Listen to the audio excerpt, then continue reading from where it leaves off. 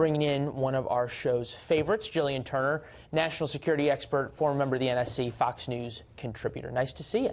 Nice to see you, Leland. We're glad to have you. All right.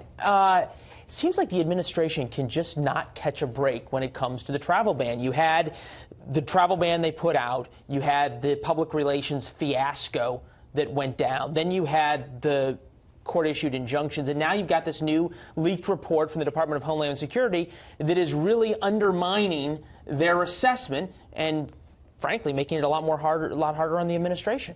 It is, and I think that this leaked report, you know, DHS, their spokesperson has gone on the record saying, look, this was not something that you can really go to bat on because this was not a complete report. This was a draft report. We didn't have buy-in from all the agencies yet, so don't give it any credence. But the underlying reality is that there's some pretty damning perspectives on the new travel ban that I think, again, it's sort of setting up a road that's going to be treacherous for the administration. On the flip side of that, though, it does play right into the administration's talking points that there are members of the civil service, if you will, who are actively trying to undermine the administration's policies. If you leak a report that's not completed yet to try and embarrass the White House, motives seem pretty clear. Absolutely.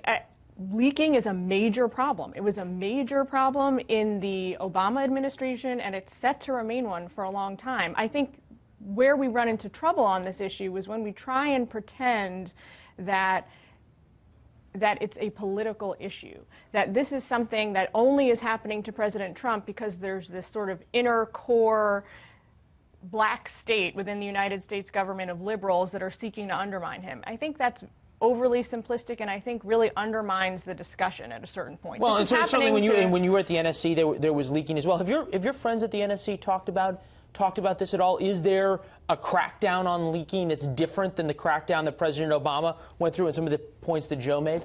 I think that there's a crackdown in the sense that during the Obama administration, this was all done through legal channels, right? If somebody was caught leaking, there was an investigation and then they were prosecuted. In this administration so far, still early days, President Trump is going directly to the American people and appealing to them for their judgment on this. You know, he's saying, look, there's these leaks. We got to find out who's doing it. This is terrible. He's kind of going he's going extrajudicial on this one. He's saying to the... Well, either extrajudicial or extra Twitter. Either one. We're certainly getting a lot of Twitter response on the leaks. Back to this issue of the travel ban, though, and you and I have talked about this a lot.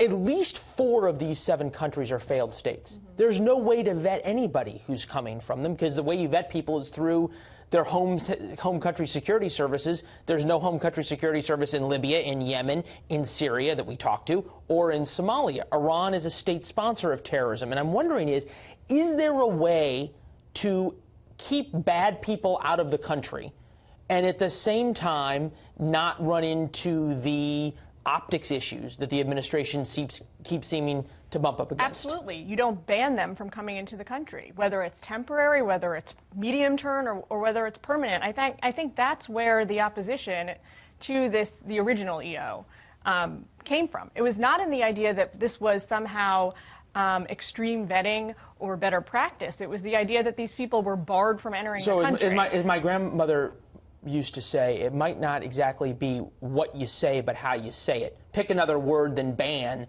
and we may be able to solve this problem. Well, word, but also the policy. Yeah, in this case. I think that if you did implement more extreme vetting, you tightened up some of the security screening procedures, we may not have seen the opposition to this. Still, the result may have been the same. We may have been able to cut down the number of people almost to 0.